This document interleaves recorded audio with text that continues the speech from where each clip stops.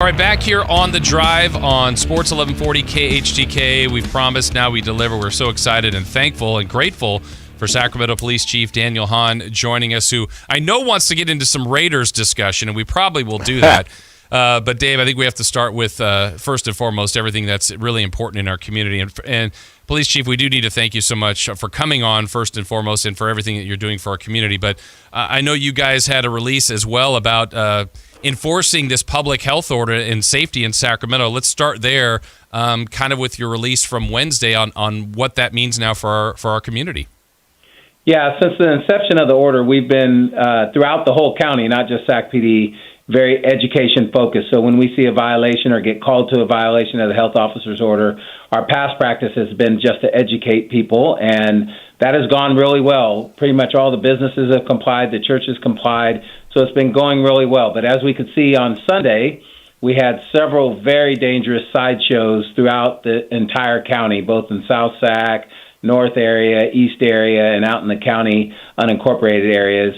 In one case, one of the people ran into a CHP squad car, and one of ours, a guy leaving the scene, ran into a telephone pole, and his whole car caught on fire, and there's hundreds of people watching these things.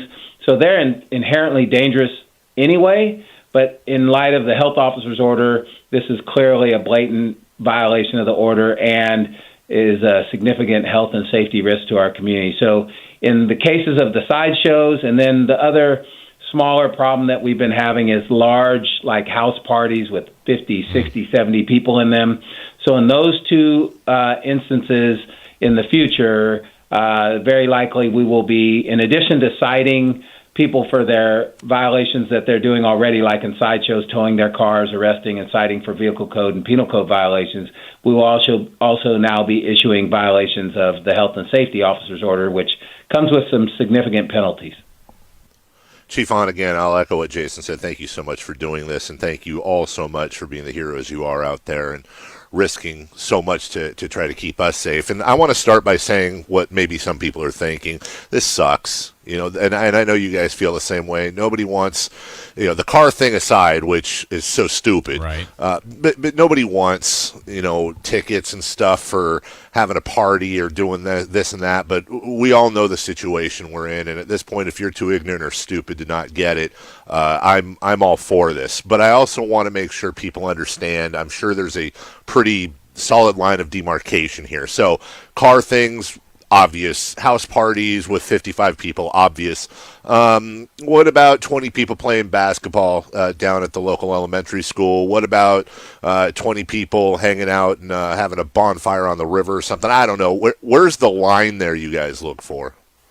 Yeah, you point out a good thing there in that, there's no black and white to a lot of the stuff that officers deal with.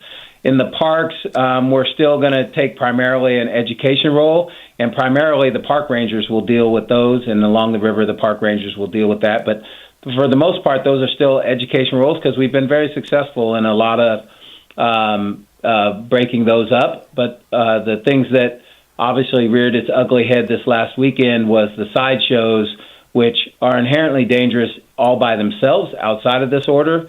But we've had, for the most part, I don't want people to get a misunderstanding on this. For the most part, the people in our community are doing great in this whole new way of operating. Every business I go into, if it's a restaurant, their tables are up, their chairs are up, and they're only doing takeout, which is a significant change for their way of business. So for the most part, people are complying with the health officer's orders, but in these very dangerous situations anyway, we're going to start doing enforcement because they're inherently dangerous on their own, but also in light of the health crisis that we're in. And obviously, this is a new world for law enforcement, too, because this is really a health crisis. Mm-hmm. This is not the normal thing we deal with. This is a health crisis, not necessarily a law enforcement issue or anything like that. But in the extreme cases like we've mentioned, there could be now a law enforcement consequence. We're talking with Sacramento Police Chief Daniel Hahn. I'm curious on that. How has it affected your day-to-day jobs? Obviously, you guys are helping protect this community and do a great job of that, but when you have to worry about some of these other elements, or is your job even normal right now? How would you describe it compared to 2 or 3 months ago? Yeah, there's very few things that are normal for law enforcement right now. Like I say, this is unusual for what we normally deal with. And so, we have, most of the time people think of police officers when they think of law enforcement in regards to the health crisis, but we also have dispatchers that are coming to work every day, and records clerks that have to come to work every day, and CSI and community service officers that have a critical role in keeping our community safe and moving forward. And so everything about their daily lives has pretty much changed. We don't have roll call anymore because we don't want everybody in the same room. All our officers will now wear the masks out in public. We wipe down the squad cars multiple times a day now in all the common areas in the police stations. Our dispatchers are asking additional questions that they didn't ask before, such as, is anybody sick in your home?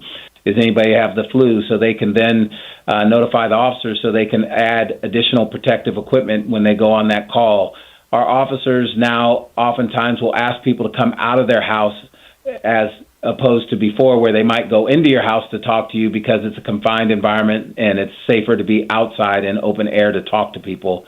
So and that's just the tip of the iceberg of what has changed. We have over 200 people working from home now that normally come to work in an office or somewhere at one of the stations. So there's a lot of things. In addition to all of our personnel have the same worries the rest of us have about our kids. They have kids out of school. They have older parents or have family members with health problems. So they're worried about taking things home or worried about what their kids are doing during the day or childcare and all those things that the rest of us are worried about as they come to work every day and serve this community. And Chief Hahn, I want to stress again for those just joining us, this sucks, and I know I speak for you guys. You wish this wasn't necessary. It's like I said this the other day. It's like a group project in high school, and there's like the one kid, slacking off and still getting the same grade. We're all in this together, and we all want to succeed and get out of it. Now, from my point of view, let's just look at the car show or whatever you want to call it the last weekend. Now, I want you to walk us through as best you can without, I don't want to weigh down in policy, but what the process is to get an escalation like this approved. From my point of view, I'm like, nah, screw that. Here's what they'll listen to. When you're doing that, just impound every car, and you won't have these car shows anytime quick. But I understand there has to be a process to an escalation like that. That may not be realistic as much as I want it. So how does an escalation work to get to this point? Who has to weigh in? Is it a judge? Is it the mayor? Is it all of you guys? How does that work? Yeah, well, let me start with, let's make no mistake. Sideshow penalties, even without a health officer order, are significant. And So say you have 150 people standing around in the intersection watching, very close to where the cars are. And then you have 3 or 4 cars at any given time doing donuts in the middle of the street with people hanging out the side windows and all that.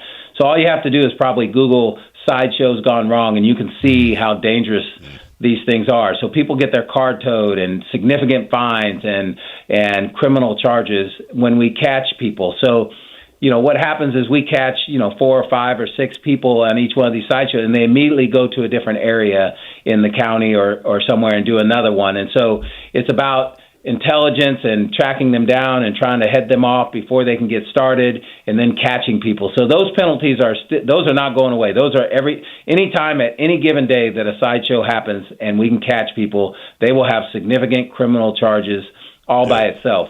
But now, in addition to that, under the health officer's order, they will also be cited 2 different sections. One section can be up to 90 days in jail and a fine of up to $50 to $1,000, and the other section is up to 6 months in jail and up to $1,000 fine. So in addition to their normal criminal charges that they will get, including their car being towed for the people that are driving, but they also will have these other significant penalties to face. How concerned are you, Chief, about, we're hearing a little bit better news about where we're going with this. We certainly haven't gotten to the finish line. Our weather is getting better. It's just, people can see the other side, though we're not there. So, I know I'm nervous about people thinking, oh, good, everything's good now. We can all go back out and gather in public, which is clearly not the case yet. But with the better weather and hearing slightly better news, how concerned are you about some of those things that may lead to some of this? Well, I'm very concerned on one hand, although I have a lot of faith in our Sacramento community. But like you said, the weather, this is some of the best weather probably in the world coming up right now here in Sacramento. And so, the enticement to go outside is going to be great. And the longer this order goes, the more challenging it's going to get. But the reality is that the more we comply with this health officer's order, one, the less people will get sick. Two, the less people will die. And three, the sooner we will be able to get back to life as normal, to where our kids can play sports and go to school, and we can go back to work and be employed, and the city can function the way the city was meant to function. The less we comply with this order, the longer this thing is going to get drawn out. At least that's what it sounds like from all the medical professionals. So the more we can comply and the more we can help our community do this, the better. I've seen a lot of innovative things, especially from businesses and churches. You know, this last week we saw churches hold like drive-through movie-style church services, and I think those are the kind of innovative approaches that comply with the health officer's orders but let people to commune in some form or fashion that is going to help us get through this quicker. Chief, again, and I hate to keep belaboring the point, but I don't think anyone ideally, well, first off, wants to go through what we're going through right now. And I also fundamentally don't like the idea of not minding your own business in these situations. But at the same time, and I think I speak for everybody on this phone, especially you, Chief, if I see a woman or child being abused on the side of the road, I'd like to think I'm going to stop my car and I'm going to get involved. And I don't really see how much this is different when you have health and lives at stake and our way of life at stake. So for people listening, you live in an apartment and you can tell the people downstairs are having a massive party, or maybe you are around one of those sideshows or something that poses a clear and present danger like we're talking about to what's going on. Is there a suggested course of action you have to responsibly alert those necessary rather than what we all don't want, which is getting involved themselves, taking matters in their own hands, etc.? What's the process you'd like to see them follow? Yeah, I think for ongoing situations where somebody thinks there's significant violations of the health officer's order, for ongoing situations, they can call 311 and it will get to the right people. For things that are critical and kind of emergency nature, like say you have a raging 50-person party at an apartment or a house, they can always call our non-emergency number and officers will respond and do what they need to do. The other thing, that's why we say large parties, because you can always have a family that lives together of 6 people and, maybe they're loud, but that would be within the health officer's order that it's a household just having a get-together of that household alone. That is okay with the health officer's order. It's only when you start inviting people over to your house to have those kind of parties that violates the order. So I would say ongoing things, 311. Emergency, like where it's out of control right now, call the non-emergency number. And one last thing I have, Chief. I think the health and safety of our first responders, and whether it's fire, whether it's medical now, and obviously you and your people, I think is first and foremost. That's what keeps us safe, and that's what helps keep us healthy. So you mentioned earlier about trying to determine whether or not somebody was sick, if there was an issue where you guys needed to protect yourself and your families. Are you aware of anything, and I know there's red tape and I know there's budgets, but where you guys are going to begin to get equipment, things that will help you, such as laser temperature takers, etc.? Are they moving? Are you hearing whispers in that direction that will make that part of your job easier to determine? Yeah, we already have all those things. So all of our officers are issued 2 N95 masks, one for themselves and one for any subjects that they're talking to that might have symptoms, that they would hand them the mask. They also have glasses and gloves, hand sanitizer everywhere, and like I said, the stations are being wiped down. We are in the process of getting foggers that decontaminate cars, so our squad cars or any other areas that we need.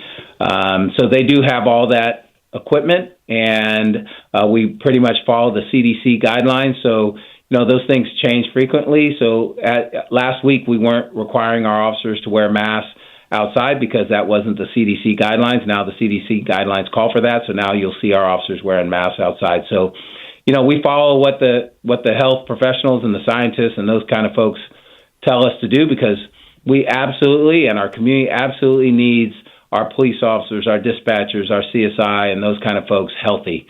And so we have not had any positive tests in our department yet. Thankfully, we have quarantined some people, and most have been back to work now. We have suspected that some have, but they've all come back negative, thankfully. But, we're not out of danger. This is still going on, so we will continue to take precautions and continue to change as we move along. Well, it's been a pleasure for us to talk with you. We thank you so much, really what you do on a daily basis, but is for serving this community, saving and helping people.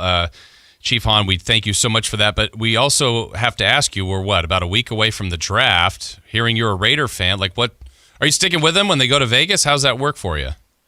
Oh, absolutely. I stuck with them when they're left to L.A. and came back to Oakland and go to Vegas. Now, they go too far to the east, I might have to dump them. But I'm hoping they get a receiver, one of the top two receivers. Well, they got a couple of picks there. They're in good shape. Do you want them to go with Carr or Mariota, or what do you think at QB? I'm willing to give Carr one more season. Okay. Okay. I want to add. Because Dave's a Niner guy. I kind of figured. Yeah. There's definitely a lot of admiration here, and I want to say, Chief, as one of the leaders of our city and somebody that people look up to, I feel like you have an inherent responsibility to have your rooting interest be geographical. And as a member of the Niner fan base, I just want to let you know, arms are always wide open if you want to ever root for a successful team. We're right here for you. Ooh. Well, I will just answer that with when I was growing up early on, it was the Mad Bomber at quarterback for the Raider. And then most of my childhood, it was Kenny Stabler. Now, and we won a few Super Bowls, just one or two or maybe even three through a couple of decades. During that same time, it was Steve DeBerg and O.J. Simpson for the 49ers. So you tell me who I should have been rooting for. Well, let me just say to my partner here real quick, Jason, I experienced something different right there. That's the first time I've ever talked any sort of trash to a police chief. Yeah, I wouldn't recommend that. There's a different feeling when you do that, and towards the end of that, I really wanted to put a positive spin on it. You never know. You want to have friends in the right places. Yes, for sure. Well, Chief, again, thank you so much. We really appreciate it. It was kind of you to join us on the show. We certainly want everybody to heed these orders, to be responsible, to be safe, to be smart. We appreciate you coming on, and we'd love to do it again sometime soon. My pleasure, and thank you guys for what you do.